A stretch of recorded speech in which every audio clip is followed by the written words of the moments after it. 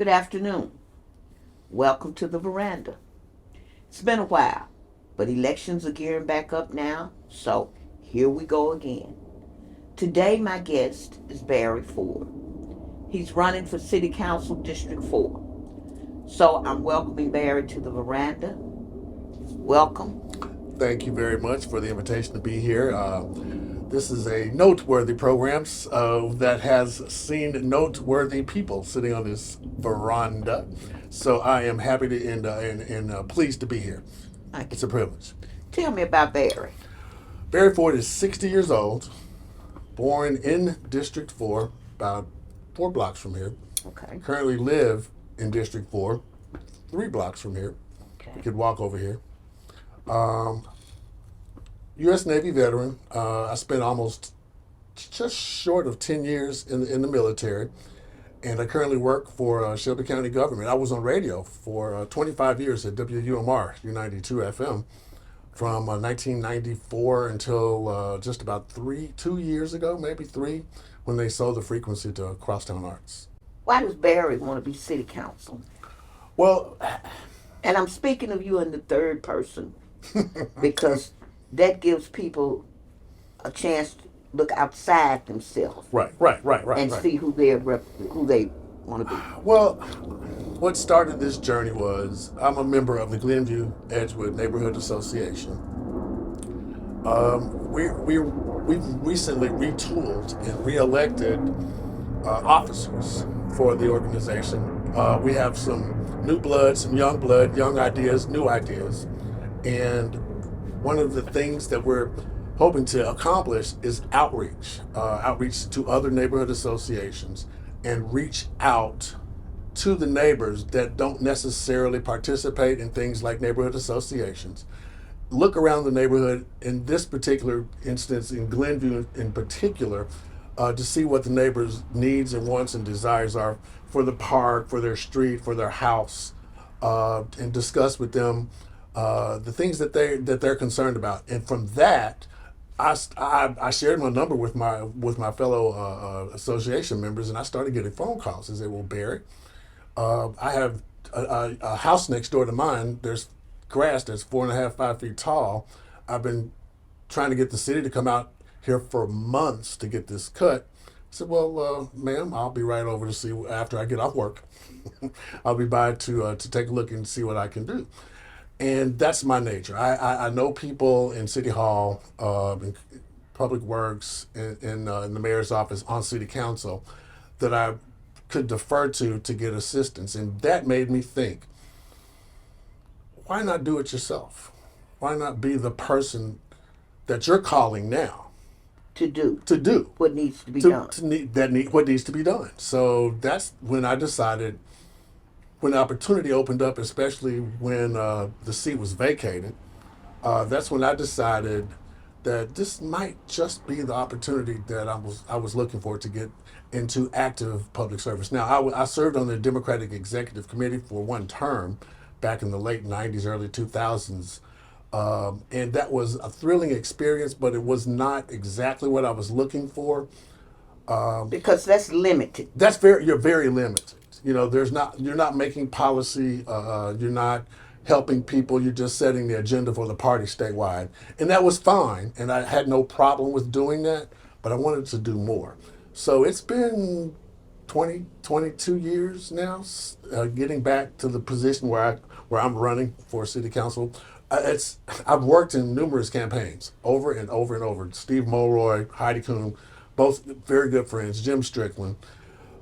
It's unusual now that I'm on the other side. I'm working for myself. My wife Mary. It's our anniversary today, 12 years of marriage. Thank you.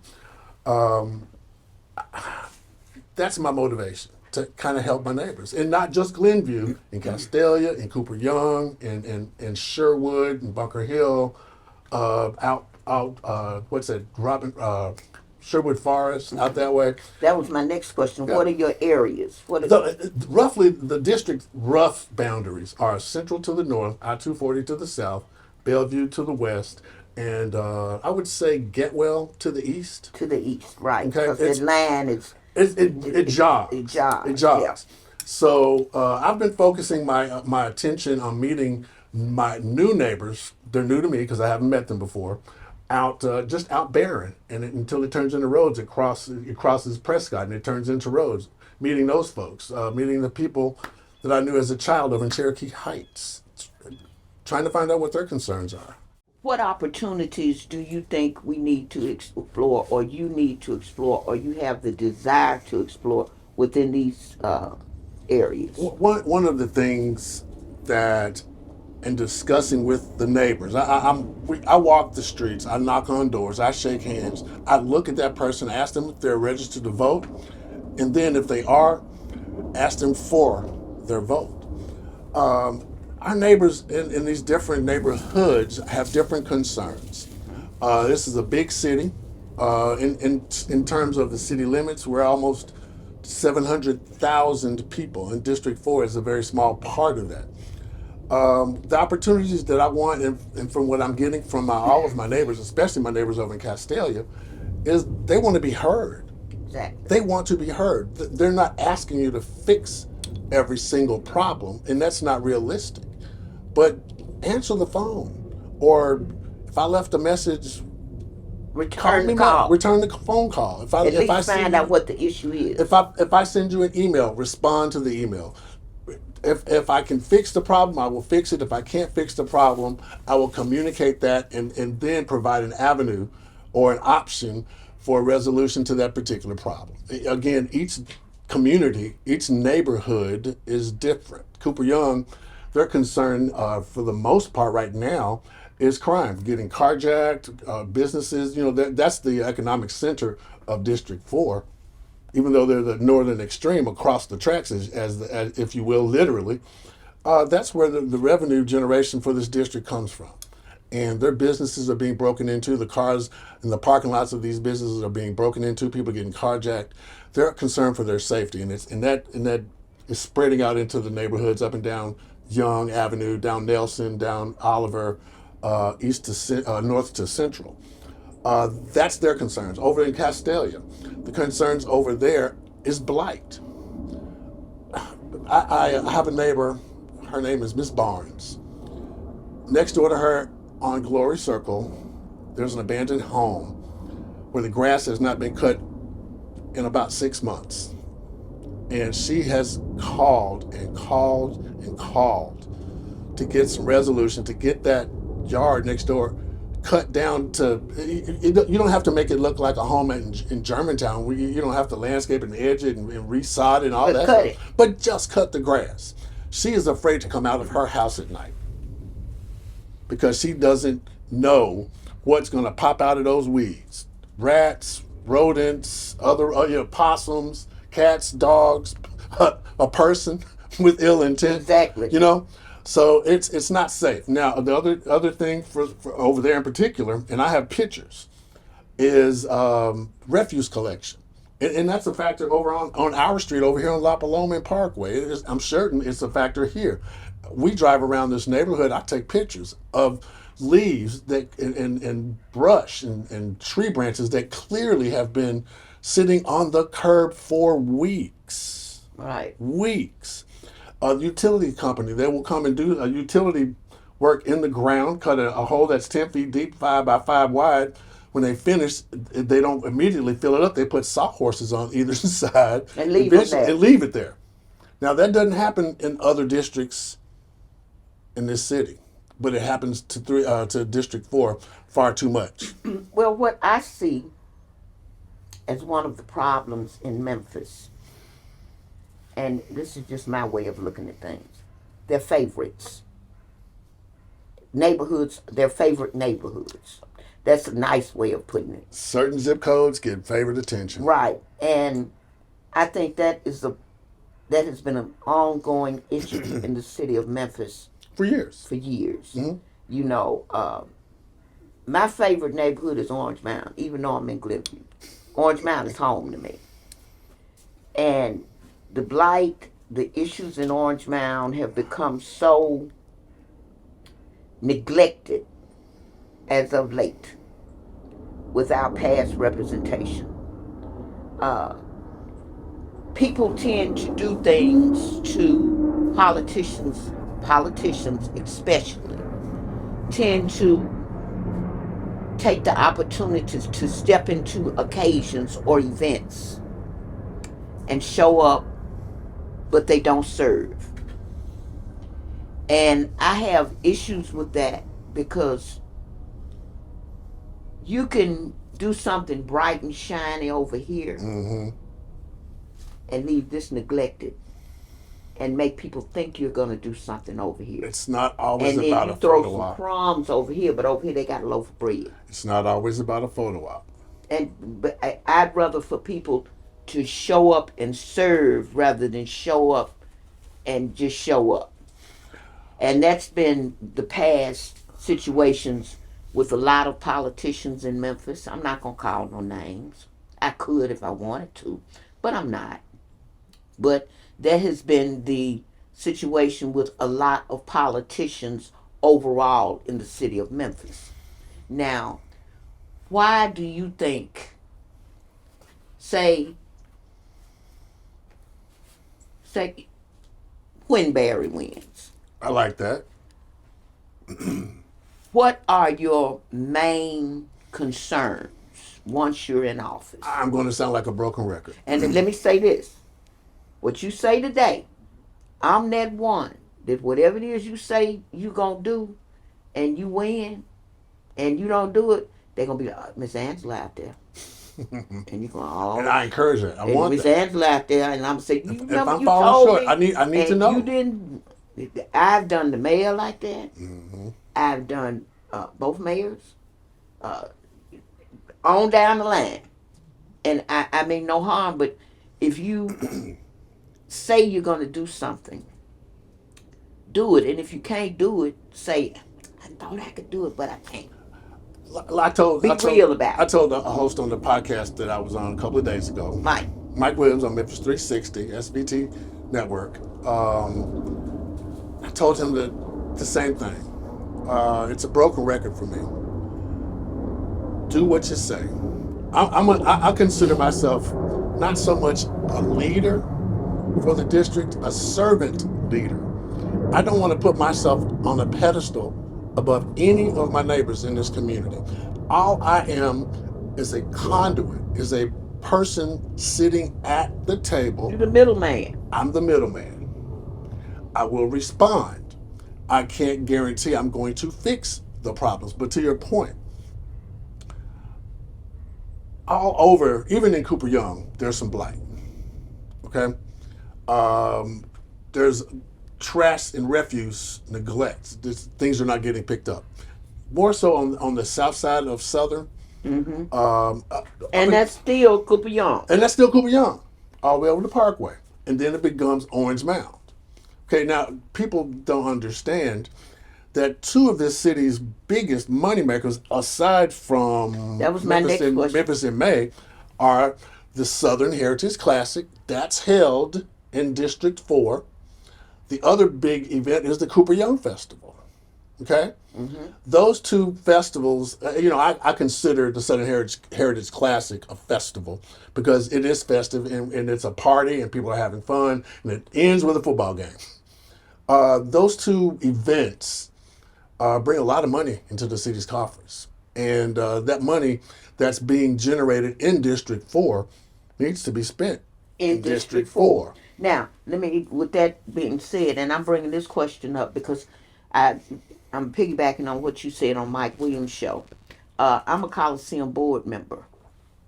And I did not know that. Yeah. I'm on the Coliseum Coalition with Chooch, with Charles Chooch. Mm-hmm. I'm sure you know Chooch. Yeah, I'm a board member. I need to be on that board. And I've been on it for some time. What are you talking about? Save the Coliseum?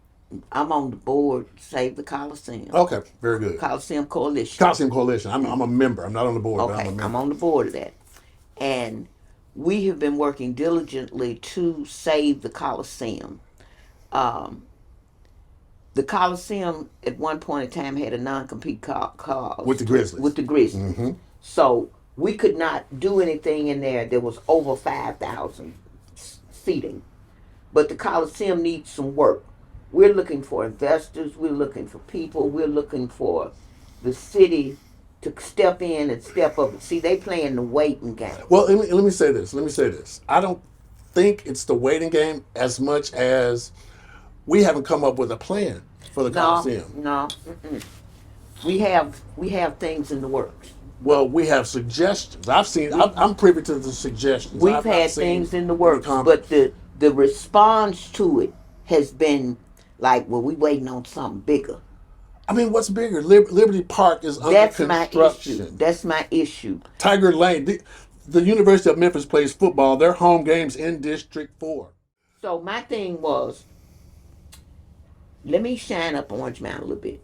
Now there are other organizations in Orange Mountain. I'm not trying to toot my own horn or anything, but this needs to be said. Orange Mountain is a historic district. Orange It's a historic Mountain community. historic district, and we've got organizations in Orange Mountain that clean up and do great things, And that's obvious. and that's good. We've got outside entities that come in and Thank you work for what with you do in them Orange Mountain. and do that. But my thing was, first of all, I like to see people smile. That does it for me. I like to see smile. You ain't got to say a word. If I see you smile and it's something I've had a part in, I'm good. So That's good. I wanted to emphasize what we have in Orange Mountain. The ugliest thing in Orange Mountain was that frozen foods building. Oh, For years. absolutely. Since I've been a little girl. That's Spotswood Airways and Parkway. That yeah, was right, the right, ugliest across from thing in MJ Orange Evans. Mountain.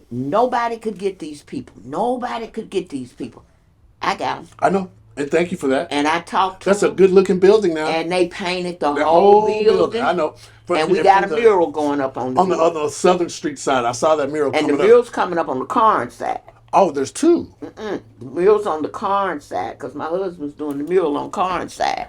Oh, on the other side of the building, facing the Zanone, on that side. Yeah, on that one. And I partnered with the people that own that building. And Saturday, when I kicked off Orange Mountain in October, they came to Memphis. Wow. He was there. Wow. And he said, what you need, I got you. And so we've started the mural. I've got people coming to put their handprints on the wall. Wow. And we've got oranges Now, running you know, down the Sheriff wall. Floyd Bonner is from Orange Mountain. I know Choctaw. he was there. He was there. Yeah. He comes to everything That's I my friend. have because he's from Orange Mountain. He's from Choctaw. But I'm saying that to say this. My emphasis is on shining a light on what we already have. You got something bright, shining new over there. People have already booked Liberty Park. It's already booked, and it's not even built yet. You feel me? So my thing was the Coliseum can be utilized for sports events, graduations, City of Memphis graduations. City of Memphis, Kojic can have a small thing there. Coach, you can have a big thing there. Well, they have more than 5,000 people. You know what I'm I saying? know, but they can have small some regional city events. graduations. And so I'm about University of saving Memphis. what we have Sure.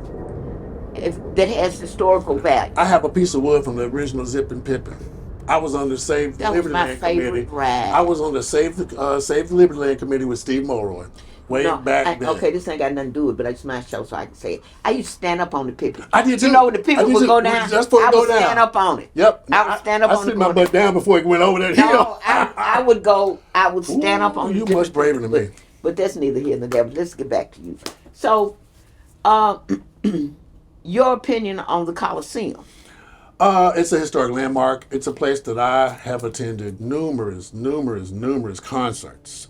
We had the People's Convention, the 1991 And we African need American another one of People's those Convention. that's real. Well, we'll talk about that. That's a whole nother show. But that was a historic event that turned the political fortunes of this city.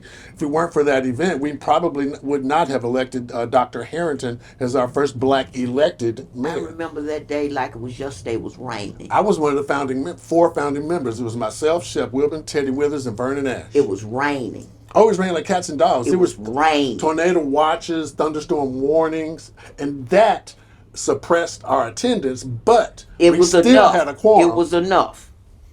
It was enough. We still had a quorum. We still had a quorum. But so with that being said about the Coliseum, so you're in favor of saving the Coliseum? Absolutely. Y'all hear that? Absolutely. He wants to save the Coliseum. Absolutely. So that's a plus. Okay, next. When elected, will you have an open door policy? Of course. That's the only way to be. Why would you elect me and I not have an open door policy? Okay. I'm thinking about getting another cell phone just for District 4 business to pass out to my constituents to say, call me. Yeah. Call me, text me, email me. Now, I do have a full-time job. I may not be able to answer the phone in that moment, but if you have a concern, I'll have a voicemail set up. I'm not sure how the city council offices work. I'm sure that have a phone number down there, but I want something that I can answer. I want to be able to call Miss Barnes back. I want to be able to call Miss Barksdale back or Miss Buchanan back. I want her to hear my voice. And I'm not going to promise her that I can fix what you want when you want, but I can promise you that I will listen and I will do some research to start the process to get your problems resolved. So I want you to look in the camera now, and I want you to tell people why they should vote for Barry. My slogan is simple. I want to provide leadership that listens. Too many of my neighbors have complained that their voices are not being heard. Whatever the complaints are, trash pickup, crime, blight, affordable housing, mass transit, the condition of Lamar or Parkway or Barron, I will be there to answer your phone calls, and I will return your phone calls if I don't answer the phone. I want to be the person that you can count on, that you will be able to turn to your neighbors and to your family and say, I called Mr. Ford down at City Hall. He called me back within an hour. I want to be that person. I want to represent you in Glenview, Castalia, Barksdale, Cooper Young, Sherwood Forest, Robin Hood, the northwest corner of Hickory Hill. I want to be at the Memphis Defense Depot. That's a community that I'm familiar with. I have family over there. I want to be that person that sits at the table and be your surrogate, be your servant leader, and do what we can to make District 4 the best district in this city.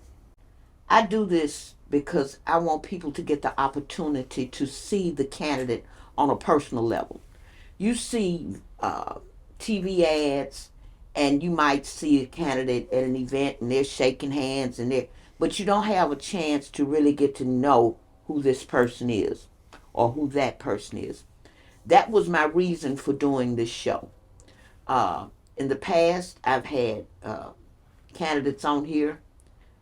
Out of the, I think, 15 I've had on here, 13 have won.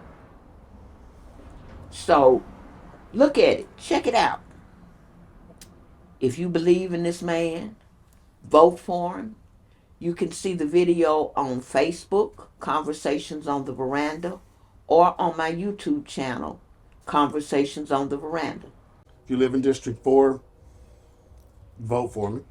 If you have a social media presence, Facebook, Instagram, YouTube, whatever it is, if you can't vote for me, just kind of share my digital yard sign with your friends and neighbors and your friends list and your neighbors. And I'm asking you now to please vote for me. And I want to say happy anniversary to my wife of 12 years, Mrs. Mary A. Ford. I love you. That's so sweet, y'all. Again, thank you. Until next time on the veranda, peace out.